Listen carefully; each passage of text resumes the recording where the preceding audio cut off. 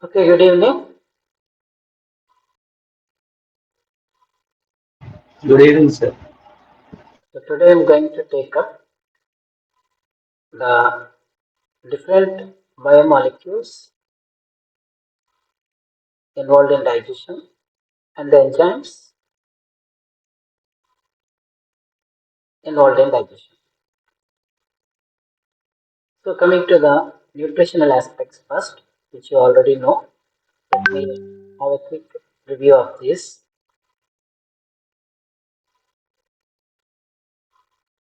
So based on the types of food they eat, animals can be carnivores, which eat only meat, herbivores, which eat only plants, and omnivores like us, which eat both meat as well as plants. In addition to this, there are other types of organisms. Some are called as insectivores, which feed primarily insects, frugivores like bats, some bats which eat only fruits, and coprophagus which eat the fecal matter like dogs. Coming to the ingestion methods. Ingestion is nothing but the process of taking in food material. When we ingest solid food material, the nutrition is called as holozoic nutrition. When the organism derives its food from the host, it is called as parasitic. When the organism derives the food in the form of liquid material, usually from dead and decaying organic matter, it is called as saprozoic type of nutrition. And during nutrition process, what we take is we take animals or plants. So whether it is an animal or plant, what we are taking nothing but the molecules of life, which we call them as biomolecules. When we take the human being or any other organism, let's say a plant, an animal, it's made up of a body. Body is made up of organs. Organs are made up of tissues. Tissues are made up of cells. Cells are made up of cell organelles. Cell organelles are made up of membranes. Membranes are made up of proteins, carbohydrates, and lipids. In addition to this, there is the genetic material, nucleic acid. In addition to these four proteins, carbohydrates, lipids, and nucleic acid, which the cell is made up of, by which the cell is made up of, we have two additional molecules. They are called as vitamins and minerals. And all these require what? A medium. And this medium is nothing but the universal solvent, that is water. So the basic molecules that are needed for life to sustain are proteins, carbohydrates, lipids, nucleic acids, vitamins, minerals, along with water. And these molecules can be divided into two types. Those which are larger in size, they are called as biomacromolecules, which includes carbohydrates, proteins, nucleic acids, and lipids. And those that are smaller in size, they are called as micromolecules because they are part of living organisms. We can call them as biomacro and biomicromolecules. And these include vitamins and minerals. When we take food, we take both macromolecules as well as micromolecules. But the difference being macromolecules only need to be digested, while the micromolecules like vitamins and minerals, along with certain carriers for some vitamins, they generally pass through the plasma membrane and reach the interior of the cell. So the target for these molecules is nothing but a cell. The cell has a barrier. That barrier is nothing but plasma membrane. This plasma membrane will not allow the macromolecules to pass through. So these biomacromolecules have to be broken down into their simpler molecules. Like carbohydrates are broken down to form monosaccharides. Proteins are broken down to form amino acids. Nucleic acids are broken down to form nitrogen-based sugar and phosphate. Lipids are broken down to form fatty acids and glycerol. So only these molecules can pass through the plasma membrane, but not these four large molecules. So hence, digestion is the process where the biomacromolecules are broken down into simpler molecules which can be absorbed through the plasma membrane so that they can reach the interior of the cell and metabolic activities can be effected. Whereas for the micromolecules, there is no necessity for digestion because they can pass through the plasma membrane easily. Let us see one by one. And these macromolecules to be broken down, they require certain chemical substances or catalysts, and these are called as enzymes. For these four biomacromolecules, there are four enzymes. For example, for the carbohydrates, there is an enzyme called as amylase. For proteins, there are enzymes called as proteases because they cleave the peptide bond, they are also called as peptidases. And for the breakdown of fats, there are lipases. And for the breakdown of nucleic acids, we have nucleases. Thus, there are four different classes of enzymes: amylases, lipases, proteases, and nucleases. Okay. And coming to, let's see one by one. First by macromolecule is carbohydrate. Carbohydrates are classified into monosaccharides, oligosaccharides, and polysaccharides. What are monosaccharides? As the name implies, they are made up of one saccharide means sugar molecule. So monosaccharides are made up of one sugar molecule. That means they cannot be broken down further. They cannot be hydrolyzed further. And these are exemplified by so many. And for the convenience, we are dealing with only three examples: glucose, fructose, and galactose. Then two monosaccharides, one plus one, they combine, they form disaccharides. And in our generally in our food, there are three kinds of disaccharides. They're called as maltose, sucrose, and lactose. And when there are more than 2 and less than 10, they are called as oligosaccharides. When there are more than 10 monosaccharides, scientists call them as many sugar molecules, polysaccharides, exemplified by starch, glycogen in animals, cellulose, chitin, etc. And of all these, the polysaccharides are said to be the biomacromolecules. So they have to be digested. So in the biomacromolecules, the polysaccharides are digested, they give rise to oligosaccharides. When oligosaccharides are digested, they give rise to disaccharides. When disaccharides are digested, they give rise to monosaccharides. And these are the end products of carbohydrate digestion, which can be absorbed through the plasma membrane. Okay, so let's see how this process takes place. So before going to that, let me explain you the basic structure of the glucose. So glucose, we know it has a chemical formula of C6H12O6, and this is the linear form, this is the cyclical form. So in reactions, generally the cyclical form is said to be depicted. And starting from wherever this bond is, this place is present, there is a carbon. So all these are said to be having carbons.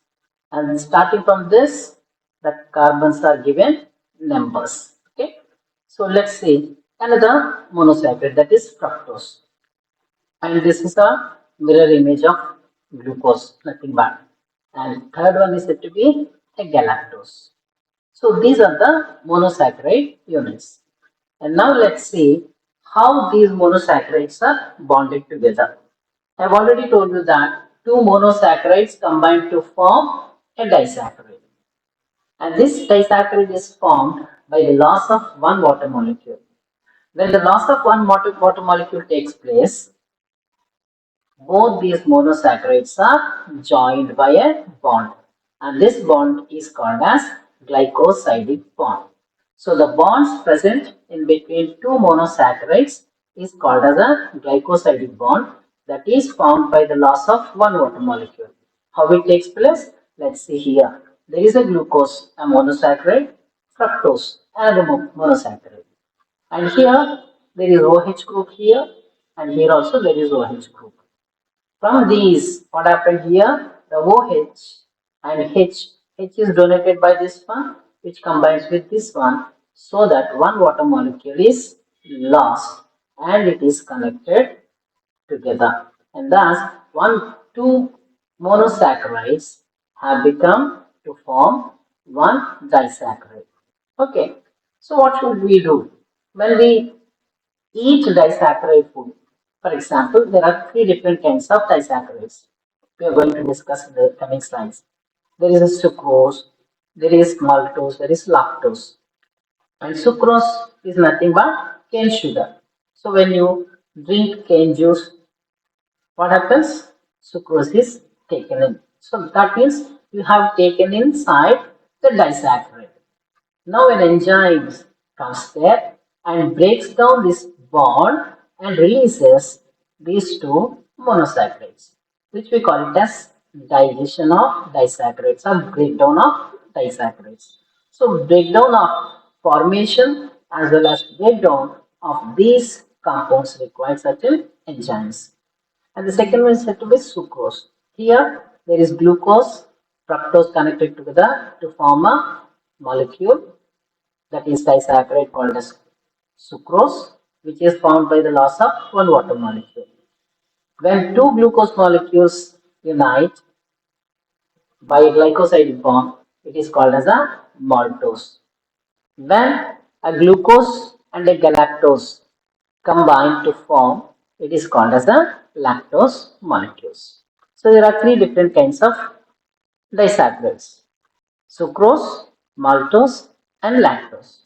Sucrose is called as cane sugar, and lactose is called as milk sugar because it is a sugar molecule present in the disaccharide sugar molecule present in the milk. And coming to the polysaccharides, and the most notable example is said to be starch. It is the stored form of food material in plants. How is it formed? It is formed by the combination of a number of monosaccharides joined together by glycosidic bonds. So several monosaccharide 1, 2, 3 and so on. They are joined by glycosidic bonds to form a large starch molecule. But actually speaking, starch is said to be made up of two kinds of structures. One is said to be called as amylose, the other is called as amylopectin. Let's see the difference between amylose and amylopectin.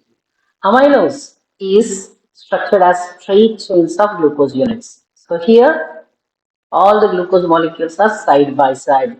It's a straight chain of glucose units. And when it is broken down by the enzyme, it is broken down one at a time. One glucose is broken down at a time from the open ends. That means this end or this end. Only from the open ends. Thus, the rate of digestion of amylose is said to be slow. The digestion rate is said to be slow. Second one is amylopectin.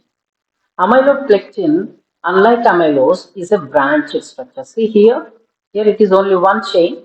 Here there are branches here. So it's a branched structure. And it is similar to glycogen, but there are certain differences which we are going to deal with in the next slides. Here, because it is a branched structure, there are more open ends. There are more open ends, because of which one glucose can be broken down in this side, in this chain, another one in this chain, and another one in this chain.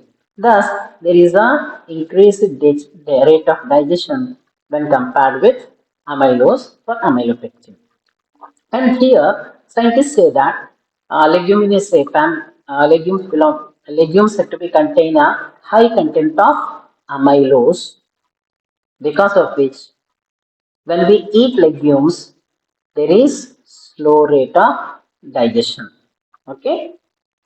Next, coming to the bond. What this bond actually is called as? The glycosidic bond is generally called by scientists as O-glycosidic bond. Okay, because it here oxygen is said to be present. The covalent linkage that is formed between two monosaccharides is called as O-glycosidic bond, because of which a hemiacetal and acetal are said to be formed. So when a glucose molecule is combined with a glucose molecule here, a O-glycosidic bond is said to be formed. But these bonds, when they are formed into what we call large polysaccharides, they form into different kinds of bonds. One is called as alpha 1,4 glycosidic bond, the other is called as beta 1,4 glycosidic bond, and there are 1,6 glycosidic bonds also. So let's see what is the difference between these three different kinds of bonds. Whether it is alpha or beta 1,4 glycosidic bond, they are covalent bonds that link carbohydrate molecules, with the difference being only in the orientation of the oxygen atom. In case of alpha bonds, the oxygen is below the plane. In case of beta bonds, the oxygen is said to be above the plane. One more thing is that here the bond is formed between the C1 carbon of one monosaccharide, let's say it is glucose, and C4 carbon of another monosaccharide, let's say here also glucose or maltose. So here, because it is involving C1 carbon and C4 carbon of two adjacent monosaccharides, it is called as a 1,4 glycosidic bond. Here, when we see the orientation of the oxygen is said to be below here.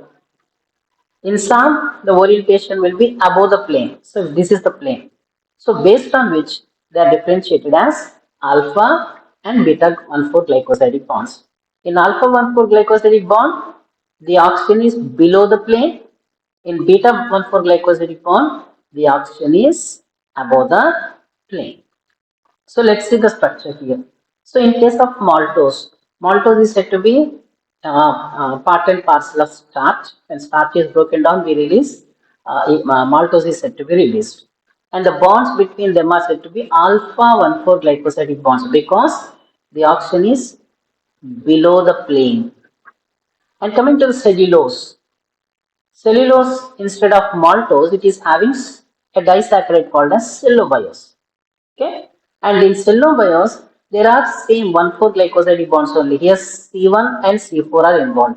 So the difference being here it is called as a beta 1,4 glycosidic bond. Why it is called as? Because it is the O is said to be oxygen is said to be above the plane. So in such cases, the difference being just only the orientation of the oxygen atom, based on which the bonds are said to be called as alpha and beta 1,4 glycosidic bonds. And almost all animal amylases cleave alpha 1,4 glycosidic bonds only. Hence, we call them as alpha amylases. So, we are going to discuss this about in later slides. And coming to the other one, that is 1,6 glycosidic bond. So, previously, just we have seen that amylopectin is said to be a branched structure.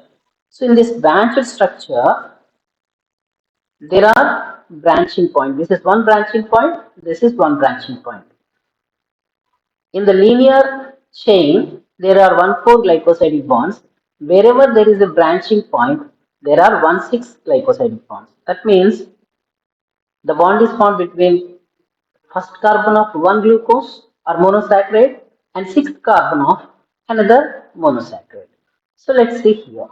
So in case of 1,6 glycosidic bond, it is formed at the branching points only. So this is the branching point. Here it is 1,4 glycosidic bond. This is 1,4 glycosidic bond. Likewise, all these are 1,4 glycosidic bonds. But this chain and this chain are said to be connected by this one.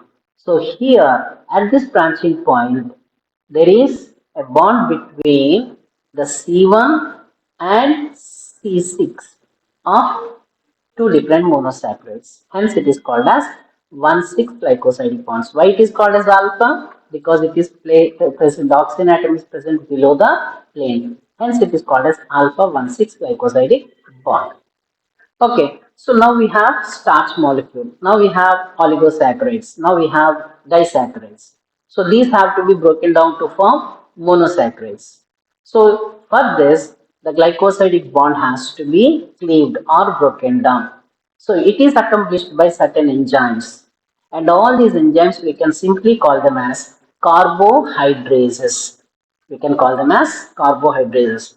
The enzymes involved in the breakdown of carbohydrates are called as carbohydrates. Because the term glycosidic bond involved here, we can also call them as glycosidases. Okay, when you study lactoferron, there is beta galactosidase because it leaves the galactose sugar. Likewise, because it leaves the glycosidic bond, we can call them as glycosidases. So the enzymes responsible for cleaving carbohydrates are called as carbohydrates because they are involved in cleaving the glycosidic bond. They can be called as glycosidases. But the difference is there are different types of carbohydrates like polysaccharides, disaccharides, oligosaccharides, etc. So based on that, we can simply call them as polysaccharidases, disaccharidases, and oligosaccharidases.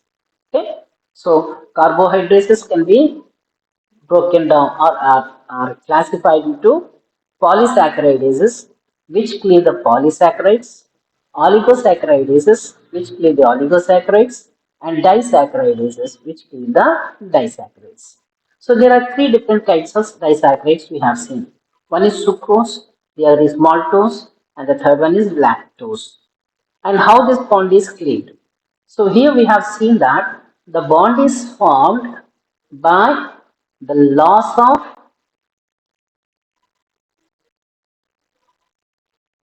one water molecule here. So the loss of one water molecule results in the formation of glycosidic bond. So opposite is true.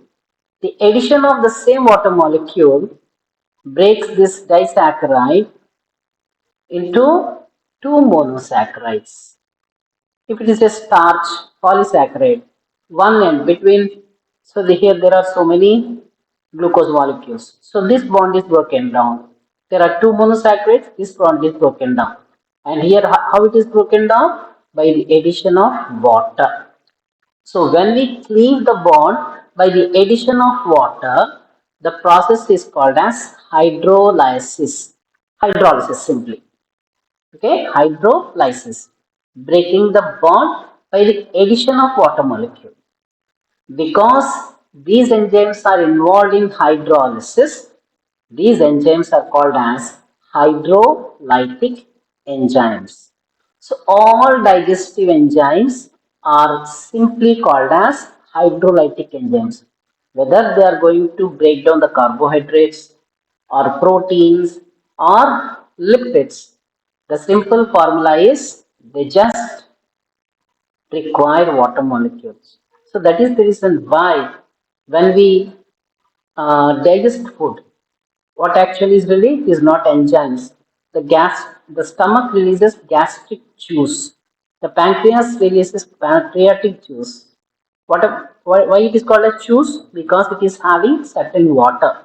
So that water is required for the breakdown of these molecules. Whether you drink or not, every molecule in your food is going to be digested because the body itself provides the water that is required for the hydrolytic process. So coming to the breakdown of this one, disaccharides. So sucrose is said to be broken down by a disaccharidase called as sucrase, resulting in two monosaccharides called as glucose and fructose. How it takes place? By the addition of one water molecule. Likewise, maltose is broken down by the addition of one water molecule by maltase so that two glucose molecules are produced. Likewise, lactase is broken down by the addition of water molecule by lactase to form one glucose and one galactose. Okay. Let's see. We have been discussing about the disaccharidases only. Let's see what about the polysaccharides. All the polysaccharides are given the common name amylase. So whether it digests starch, glycogen, cellulose, chitin, generally we call this as amylases. But actually this term is restricted to the digestion of starch only. Why? Because in Greek amylum means starch. So the enzyme involved in the digestion of starch is given the name amylase because in Greek amylum means starch. So starch is given by amylase. We know that starch is said to be having two kinds of structures.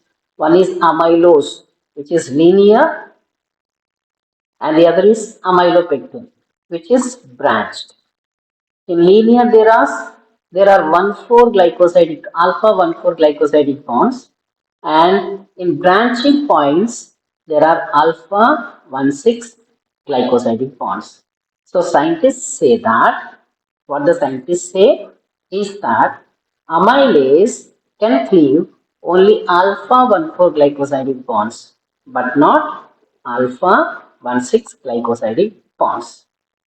So it is not able to cleave even beta glycosidic bond. Hence, all animal amylases are simply called as alpha amylases. All animal amylases are called as alpha amylases. Are you able to follow? Am I going a little bit Yes. faster? Now, sir, continues. Okay. So these are called as alpha amylases. And one more thing scientists say, not scientists, when your mother says, don't eat raw rice. We are not allowed to eat raw rice. We are allowed to eat only boiled rice.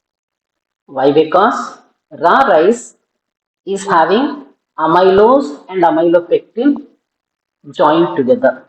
When it is boiled, science says that this bond is said to be broken and amylose is released. And amylase acts on amylose so that it is broken down to release the monosaccharide units. Okay, so this is how the amylase functions. All animal amylases are alpha amylases. Whether it is the salivary amylase present in saliva, pancreatic amylase present in pancreas, intestinal amylase present in intestinal juice, all these are said to be alpha amylases only, which break down alpha 1,4 glycosidic bonds of the amylose, but not the 1,6 glycosidic bonds present in the branching points. Okay, next. The second carbohydrate is said to be cellulose. Cellulose is also a straight chain like amylose. It's a homopolymer, that means it's made up of same type of monosaccharide. That means thousands of glucose moieties are said to be attached, but the bond here is beta 1,4 glycosidic bond.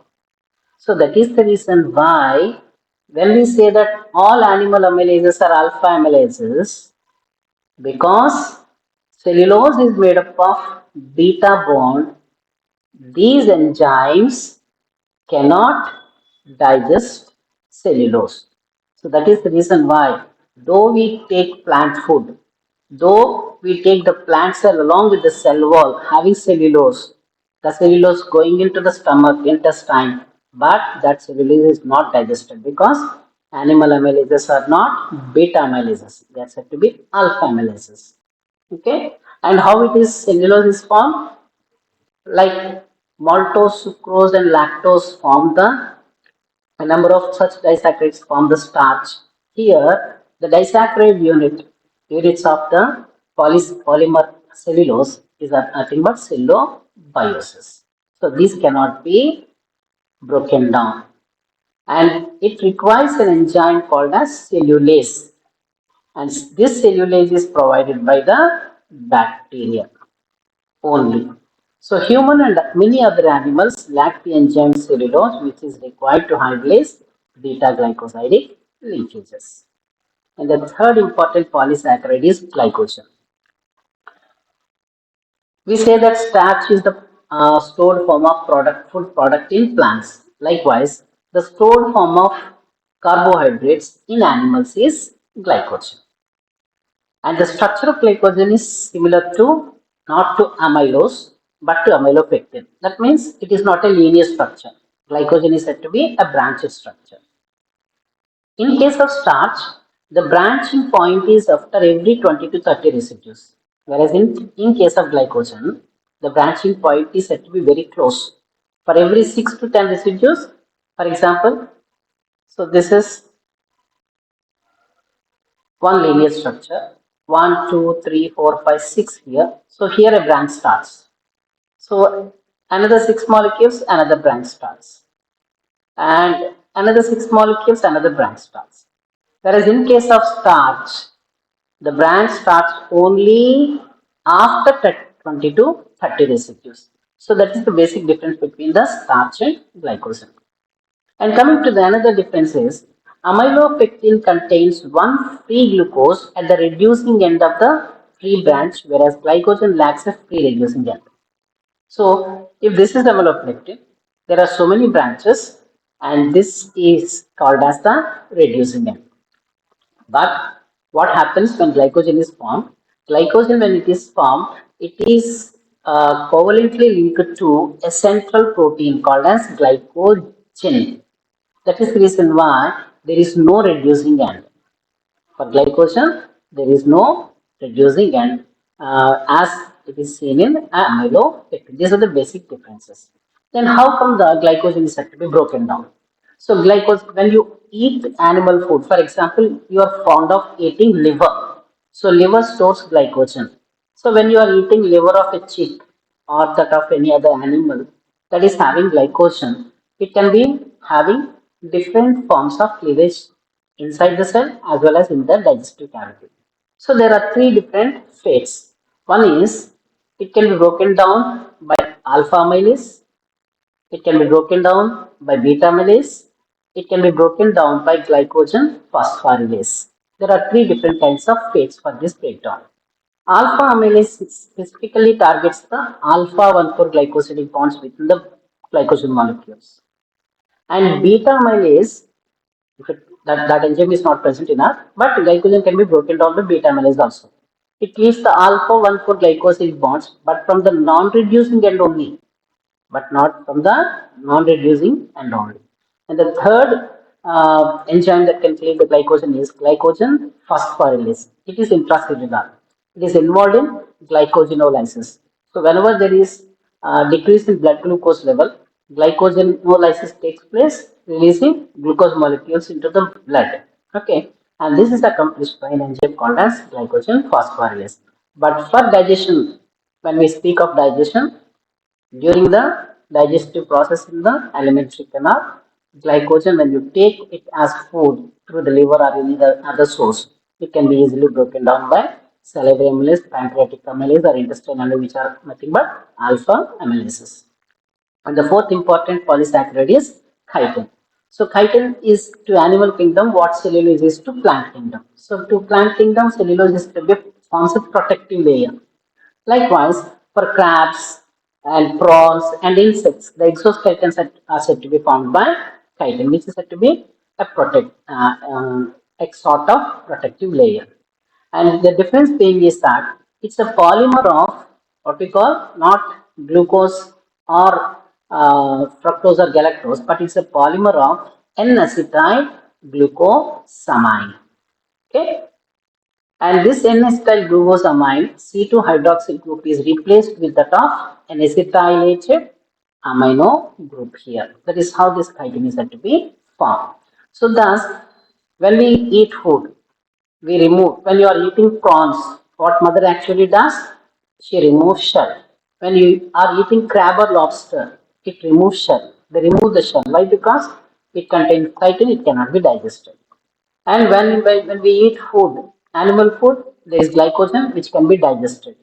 When we eat food, herbivorous, if we are said to be eating plant food, if it contains cellulose, it cannot be digested. When we eat food, if it contains starch, it can be digested. So when the food contains only starch and glycogen, here the enzymes act upon them and it is broken down. And the second most important thing is said to be protein. This is another abundant biomolecule present in all the living organisms. It is seen in milk, it is seen in cells, it is seen in cheese, pulses, fishes, meat, etc. And proteins are nothing but they are polymers of amino acids. And each amino acid is having a carbon to which what happens? There are four functional groups attached to it.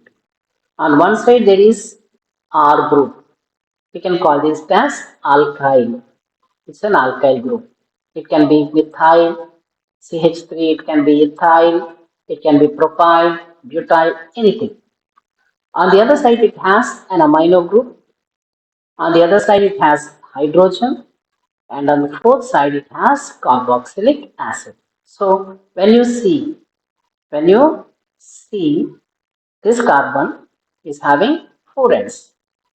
On one side, there is R, alkyl group, on the other side, hydrogen, on the other side, amino group, and the other side, COH, carboxylic group.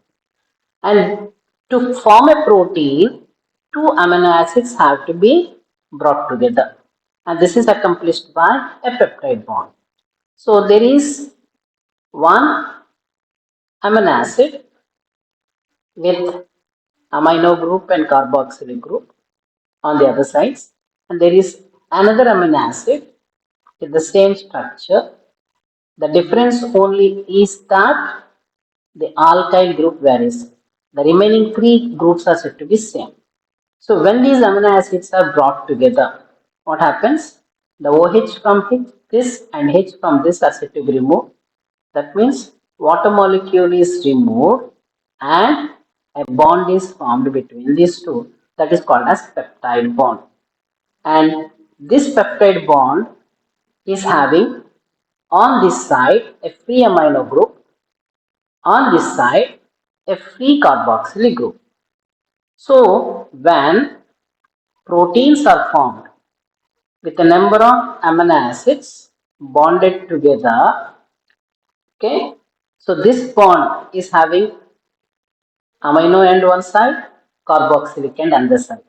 This is having amino end one side, carboxylic end on the other side. But both these ends are participating in the formation of bond, peptide bond. But coming to the first amino acid, here there is one amino group before which there is no amino acid. So it is called as a free amino group. For the last amino acid, here the amino group is there, but the carboxylic group is said to be free. So in every protein, there is a free amino group at one end, a number of peptide bonds in the middle, and a free carboxylic group on the other end.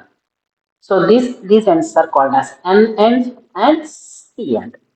And based on these ends only the enzymes are cleaving the protein molecule. And this is the last bond where there is a free amino group. This is the last bond where there is a free carboxylic group. So we can last, instead of last, we can say terminus. Okay. So on one side, on one end or one terminus, there is a free carboxylic group. And this bond can be called as a bond which is present outside. And this is also present outside. Whereas all these bonds are present inside the protein molecule. So out means exo, inside means endo. So thus there will be two kinds of enzymes required. One that cleaves the bonds which are present towards the termini and that which cleaves the bonds that are present inside the protein molecule. So let's see what actually these are. So just I have explained you peptide bond, how it is formed. It is formed by the removal of a water molecule, that is nothing but dehydration. What actually happened during the glycosidic bond formation, the same takes place during the peptide bond formation. Nothing but dehydration, removal of water molecule. Okay, whereby two amino acids undergo synthesis or condensation to form a dipeptide. Amino acid is generally called as monopeptide. Amino acid is called as one amino acid is called as monopeptide. When two amino acids are joined by a peptide bond, it is called as a dipeptide. When three are joined, it is called as a tripeptide. And 3 to 10, when it is present, it is simply called as a peptide.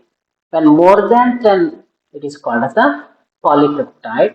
If this polypeptide attains the what we call tertiary structure, then it becomes a protein.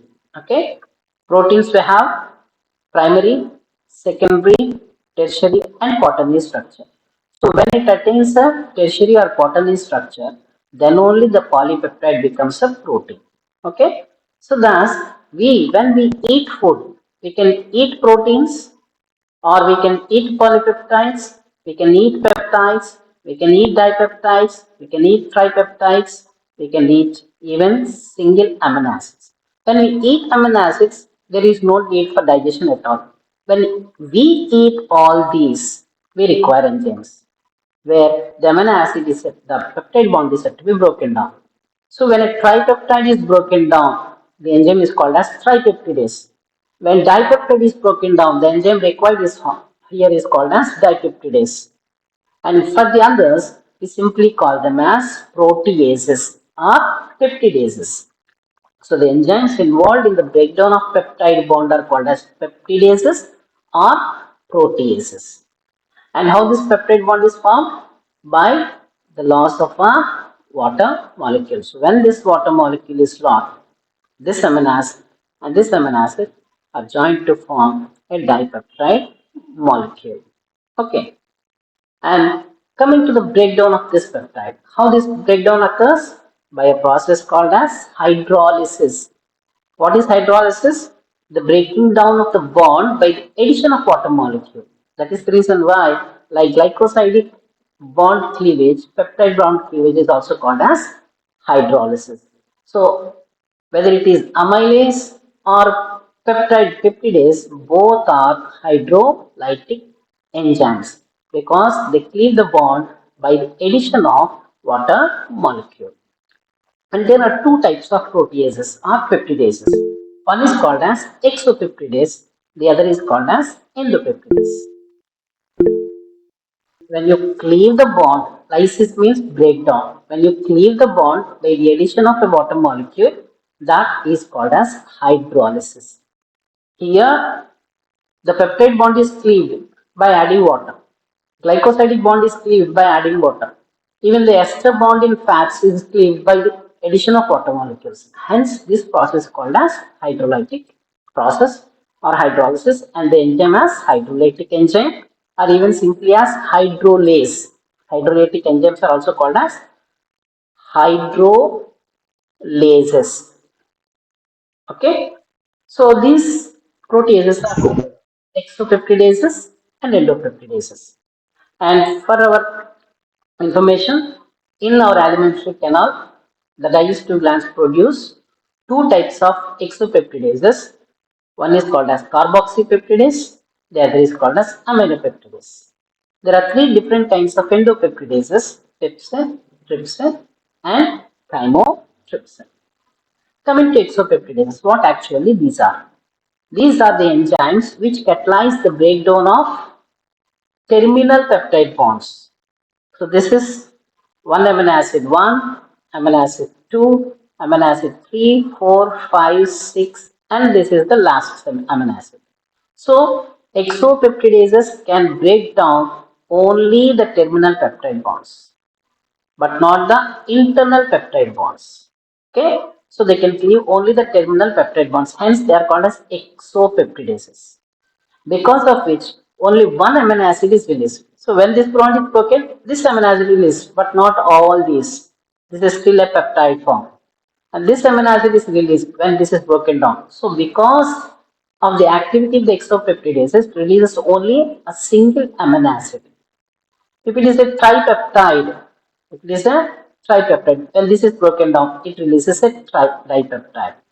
When it is a dipeptide, when it is broken down, it releases a single peptide or monopeptide of amino acids. And these exopeptidases are called as either aminopeptidases or carboxypeptidases. Aminopeptidase is present in intestinal juice. Carboxypeptidase is present in pancreatic juice. So, what is the difference between aminopeptidase and carboxypeptidase? Aminopeptidase is the enzyme which breaks down only the N-terminal amino acid.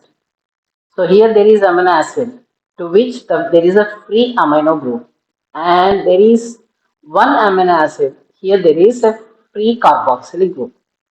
So the enzyme that recognizes this bond is different from the enzyme that recognizes this bond. Why? This bond, the first bond is said to be having a free amino group, hence this is called as aminopeptidase, and this bond is said to be having a free carboxylic group, and the enzyme involved in the breaking down of the terminal peptide bond adjacent to which there is a free carboxylic group. It is called as a carboxypeptidase. So there are different kinds of exopeptidases, and in us there are only two, carboxy and aminopeptidases. And in carboxypeptidase, scientists have discovered two other different kinds of peptidases. One is called as carboxypeptidase A and the other is as B. And what is the difference between these two? Carboxypeptidase A cleaves amino side, cleaves amino side of C-terminal phenylalanine, tyrosine, tryptophan, or leucine, but not arginine, lysine, or proline. So wherever these three are present, carboxypeptidase, even though it is a terminal peptide bond, it cannot leave it. Likewise, carboxypeptidase B cleaves C-terminal carboxy. C-terminal means carboxy terminal of lysine or arginine. So what actually, how this process occurs in the next slide I will be explaining, then you will be able to understand. Just for the information sake, write it down. What is aminopeptidase? Aminopeptidase cleaves any N-terminal amino acid. That means what this amino acid, if it is having a free amino group, so this bond can be easily broken down by this one. But the carboxypeptidases are having restrictions. They can cleave only those C-terminal peptide bonds, terminal bonds, where there are said to be certain amino acids. In addition to this, in cells, there are two other kinds of exopeptidases. One is called as prolinase. We are saying that wherever there is proline, this cannot break down. So there are certain enzymes which are having called as prolinase and prolidase. They cleave the N-terminal peptide bond. One cleaves the N-terminal peptide bond where there is proline, and the other cleaves the C-terminal peptide bond where there is proline. And this is accomplished only in case of dipeptides. So there is a dipeptide. Okay. So one of these dipeptides, amino acids, is said to be proline. Let us say it is methionine. Okay, not methionine, here it is phenylalanine. So though phenylalanine is said to be present here, towards the carboxylic end of this one, there is proline. These enzymes cannot cleave it. So in that place, the prolinases and prolidases come and digest the dipeptides. And coming to the second class of peptidases, it is nothing but endopeptidases. Endopeptidases are the enzymes which break down the peptide bonds which are present inside the chain, within the chain. Okay. And they cannot break down peptides into monomers directly. When exopeptidases break down, they release one amino acid directly. So this amino acid can be easily absorbed. But when endopeptidases cleave, as there are so many bonds, if it cleaves here, a dipeptide is easy, but not a single amino acid. When it cleaves here, a tripeptide on one side, a dipeptide on one side. If that protein is said to be having about 100 amino acids, okay, 1 to 100 amino acids. If it cleaves here, on one side there will be 49, on the other side there will be 41. In such case, what happens? It actually cleaves only, it will not directly release more amino acids. Okay, it breaks down proteins. For example, 100 amino acid protein is broken down into a small fragment of 50 amino acids, which we call it as peptides. Okay, next. Coming to the cleavage sites of endopeptides, we have seen that trypsin, chymotrypsin, and pepsin are the three different classes of uh, endopeptidases. What actually trypsin cleaves? Where actually trypsin cleaves? Trypsin cleaves carboxyl group of arginine or carboxyl group of lysine.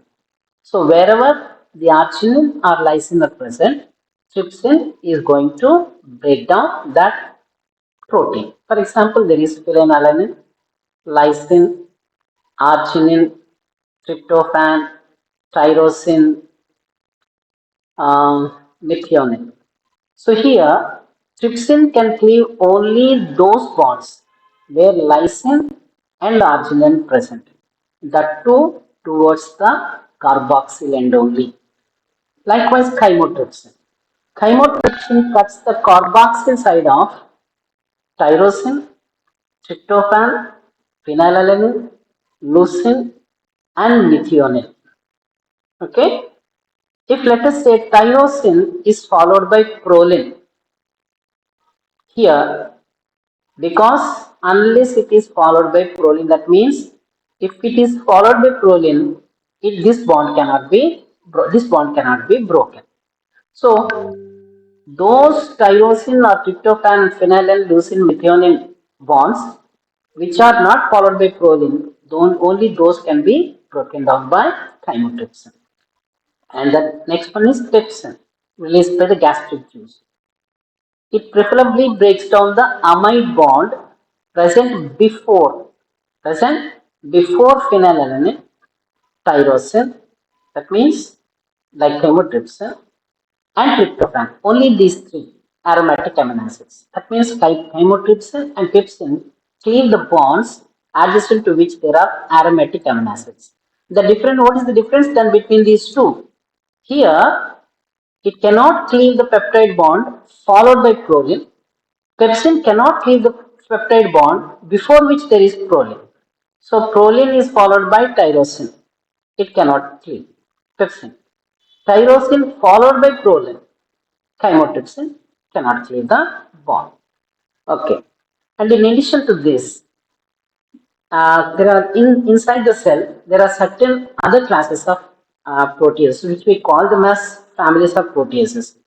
And whatever we discussing pepsin, trypsin, and chymotrypsin belong to one of these families.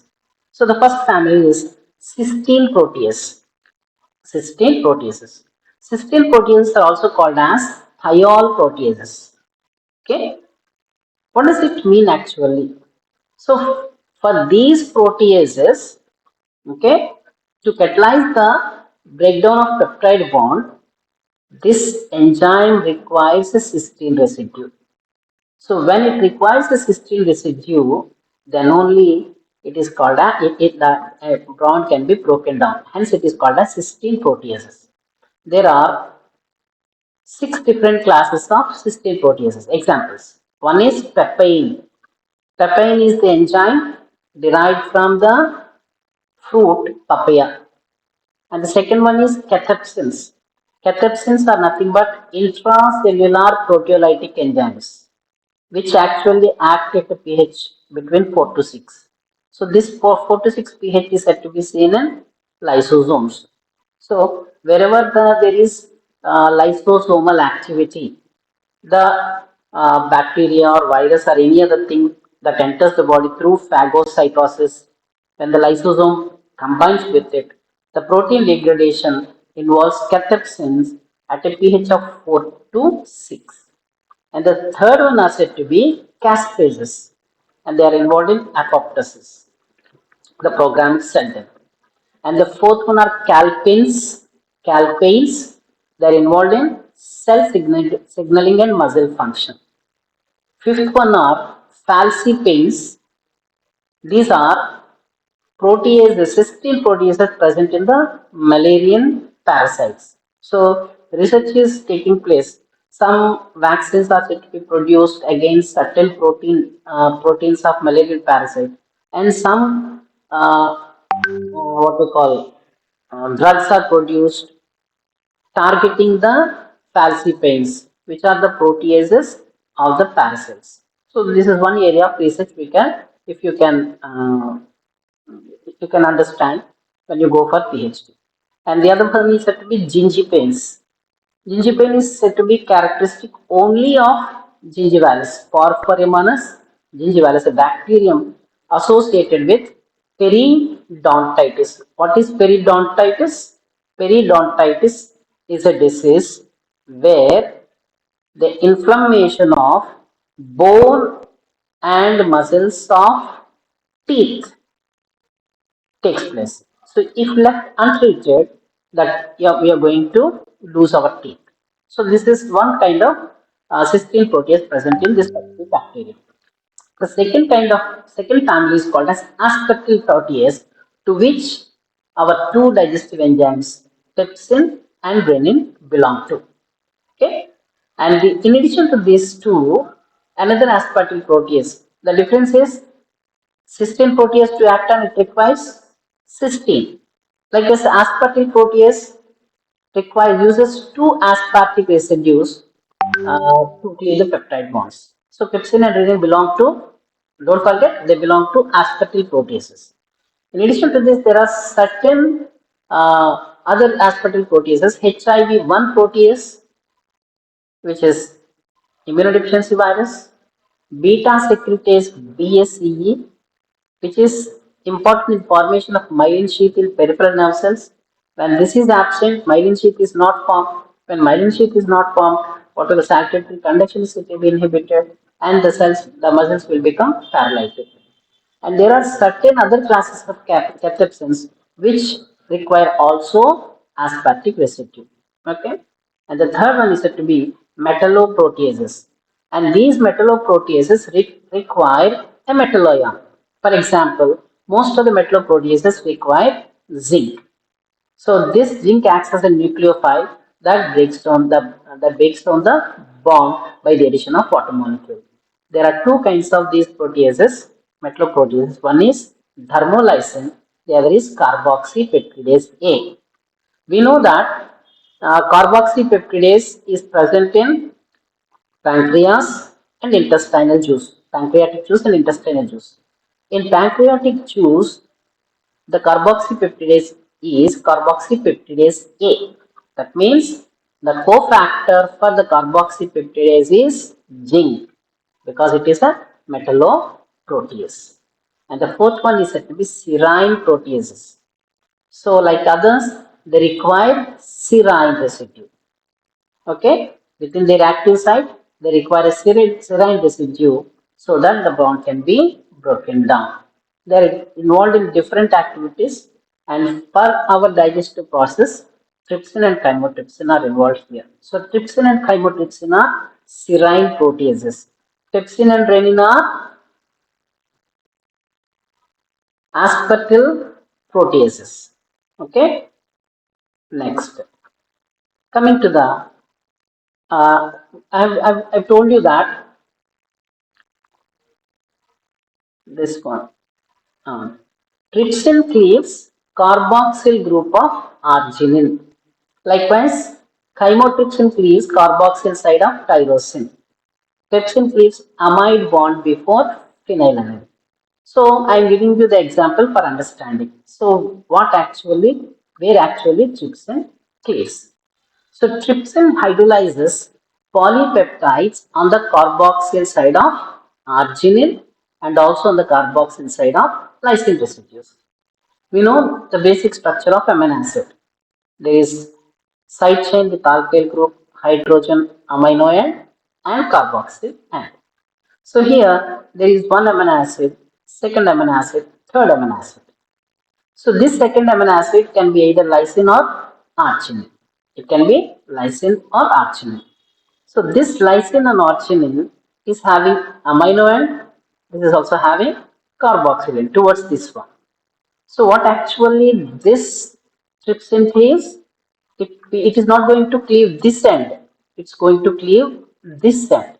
So what happens? The last amino acid is released, these two amino acids are released. So a monopeptide, a dipeptide are released from this tripeptide. So what actually it is cleaving? It is cleaving the carboxyl end of lysine, the carboxyl end of arginine.